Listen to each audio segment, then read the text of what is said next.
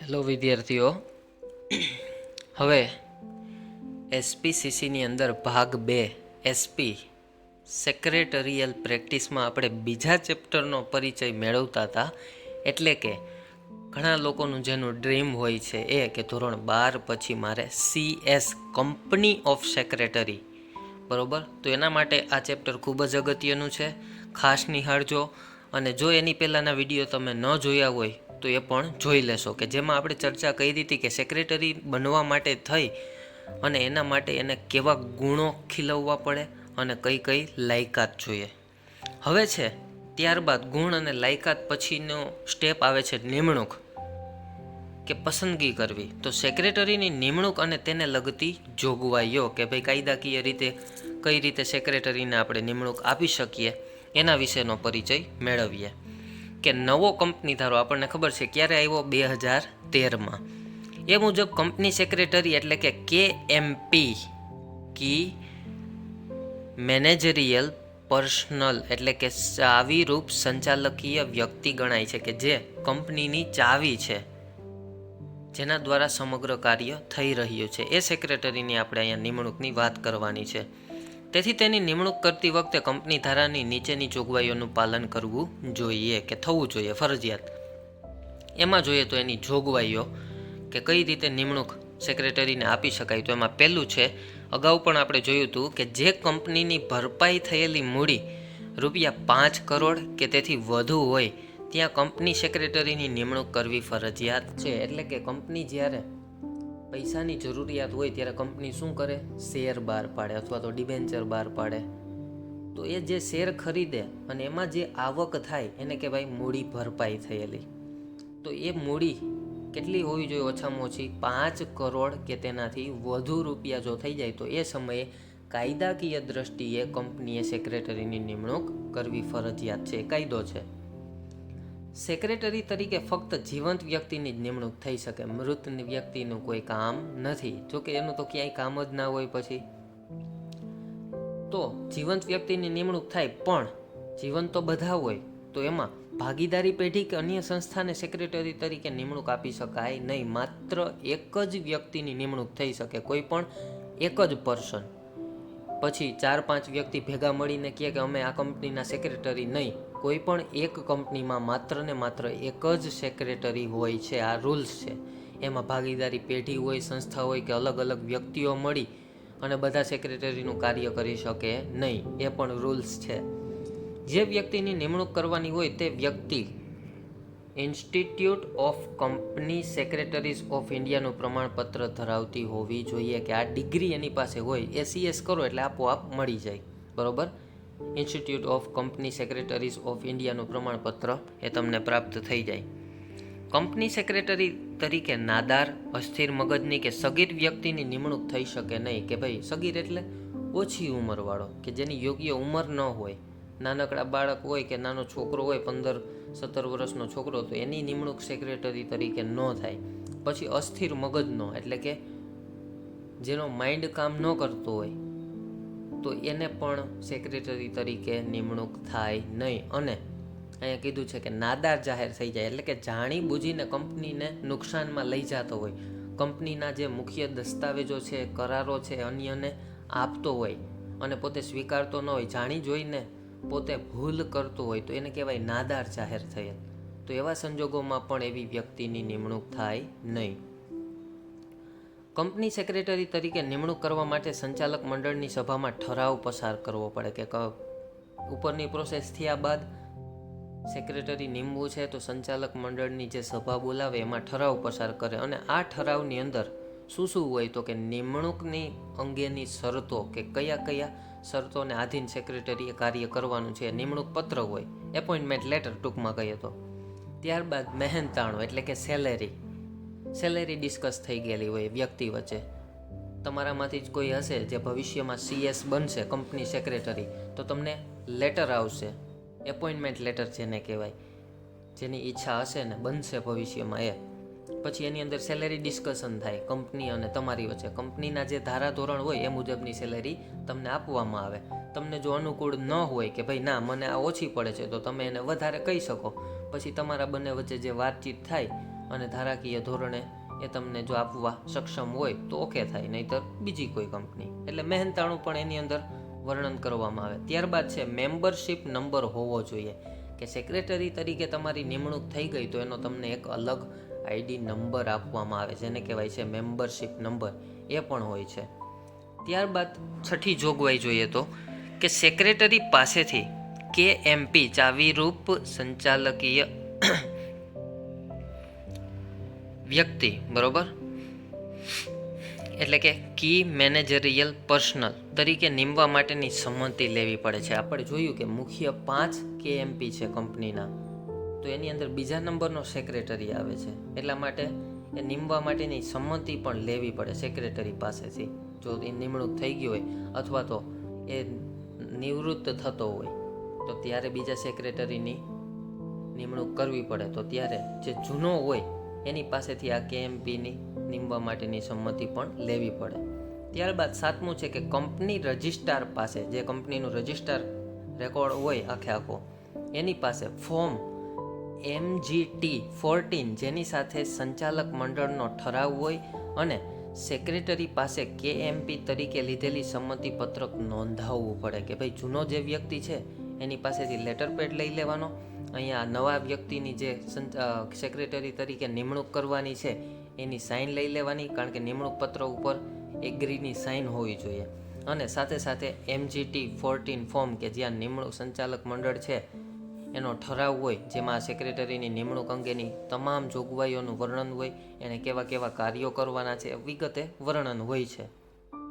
પછી તો કે બીજું છે ફોર્મ MR1ની સાથે જે વ્યક્તિની નિમણૂક KMP તરીકે કરી હોય તેની સંમતિ અને સંચાલક મંડળનો ઠરાવ 60 દિવસમાં નોંધાવવું પડે, કે જે ઠરાવ પાસ કર્યો છે એને કંપની રજિસ્ટ્રાર સમક્ષ 60 દિવસની અંદર નોંધાવી દેવાનું કે ભાઈ આ વ્યક્તિની નિમણૂક થઈ ગઈ છે અને એને સત્તા આ KMP તરીકેની આપવામાં આવી છે. હવે આ નિમણૂક અંગેની જોગવાઈ જોયા બાદ સેક્રેટરીના કાર્યો અને ફરજ, કે ભાઈ એને કંઈક ફરજ અદા કરવાની છે, એના કાર્યો છે, એના માટે જ એને નિમણૂક કરવામાં આવી. તો એના વિશે જોઈએ તો કે ખાનગી કંપની, ખાનગી એટલે પ્રાઇવેટ કંપની કોઈ પણ હોય, જાહેર કંપની એટલે કે ગવર્મેન્ટ, કે બહુરાષ્ટ્રીય કંપની હોય તેમાં કંપનીમાં સેક્રેટરીનું સ્થાન વિશેષ છે. આપણે જાણીએ છીએ કે ભાઈ કરારો કરે છે, મહત્ત્વના દસ્તાવેજો સાચવે છે, દરેક સભાઓ બોલાવવી, શેર હોલ્ડરોને નિમંત્રણ આપવું શેર ખરીદવા માટે, શેર ડિબેન્ચરોને નિમંત્રણ આપે છે, વિશિષ્ટ પ્રકારના કાર્યો સેક્રેટરી કરે છે, એટલા માટે એ કંપનીમાં વિશિષ્ટ સ્થાન ધરાવે છે. જેમ આપણા પરિવારની અંદર પિતાનું સ્થાન વિશિષ્ટ છે, એવી જ રીતે કંપનીની અંદર સેક્રેટરીનું સ્થાન પણ વિશેષ છે. કંપની સેક્રેટરીના કાર્યો અને ફરજોનો આધાર શું છે, કેના ઉપર છે? કંપનીનું કાર્ય, સેક્રેટરીનું કાર્ય અને એની ફરજોનો આધાર જો આટલી બાબતો ઉપર છે, એ કંપનીના કદ કે કેવડી કંપની છે એ પ્રમાણેનું કાર્ય અને ફરજ હોય છે. મોટી કંપની હોય તો બહુ વધારે પ્રમાણમાં કાર્ય હોય, નાની કંપની હોય તો એ પ્રમાણેનું કાર્ય હોય. પછી ધંધાનો પ્રકાર, કયા પ્રકારનો ધંધો છે, ક્યાં ક્યાં સુધી વિસ્તરેલો છે, એ વગેરે બાબતો અસર કરે. પછી નિમણૂકની શરતો, કે જ્યારે સેક્રેટરીની નિમણૂક કરવામાં આવે તો શરતોને આધીન હોય છે, બરોબર, એ શરતોનું પાલન કરવું ફરજિયાત હોય. પછી તો કે સંચાલકોએ સોંપેલા કાર્ય ઉપર આધાર રાખે છે, કે સંચાલક મંડળ છે સંપૂર્ણ સત્તા સેક્રેટરીને આપે છે તો એ જવાબદાર છે સંચાલક મંડળને. આમ તો કંપનીને જ જવાબદાર છે, પણ હંમેશા વાટાઘાટો છે, વાતચીતો છે, હંમેશા સંચાલક મંડળ સાથે જ સેક્રેટરીને અવારનવાર હોય છે.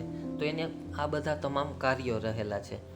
નિમણૂક અંગે જ્યાં કરાર કરવામાં આવે ત્યારે તેને કેવા કાર્યો કરવાના છે તેની સ્પષ્ટતા કરવામાં આવે છે, કે ભાઈ સ્પષ્ટ કહી દેવામાં આવે કે તમારે આટલા કાર્યો કરવાના છે, આટલી તમને સત્તા સોંપવામાં આવે છે અને દરેક વસ્તુનું એ પ્રમાણે તમારે આયોજન કરવાનું રહેશે.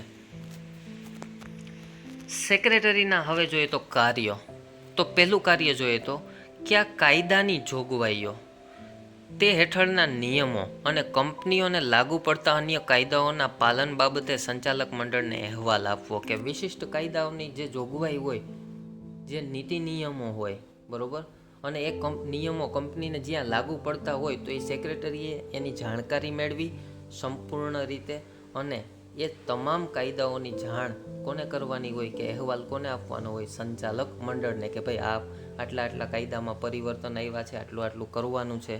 પછી એની સામે વાતચીત થાય અને એ પ્રમાણે કંઈક નિર્ણય લેવાય. બીજું કાર્ય એ છે કે સેક્રેટરિયલ ધોરણોનું પાલન કંપની કરે છે તે જોવું, કે જે મુજબ સેક્રેટરીને સત્તા આપવામાં આવી અને એ કાર્ય કરે છે સંપૂર્ણ નિષ્ઠાથી, તો એ સેક્રેટરીનું જે કાર્ય છે એના જે ધારાકીય ધોરણ છે, સેક્રેટરીની પણ કંઈક સેલ્ફ રિસ્પેક્ટ છે, તો એ સમગ્ર વસ્તુઓનું પાલન કંપની કરે છે કે નહીં એ કંપનીએ જોવાનું છે, એટલે કે સંચાલક મંડળે. પછી તો કે નિયત કરવામાં આવે તે ફરજો બજાવવી, કે કંપનીને જે નિશ્ચિત કરી દીધું કે તમારે આટલી વસ્તુ કરવાની છે, તો એ સેક્રેટરી એ ફરજ સંપૂર્ણ નિષ્ઠા સાથે બજાવવાની રહે છે. આ એના કાર્યો છે. હવે જોઈએ તો ફરજો. એમાં પહેલી ફરજ જોઈએ તો કે કંપનીના સંચાલકો તેમની ફરજો, સત્તાઓ અને જવાબદારીઓનું માર્ગદર્શન આપવું.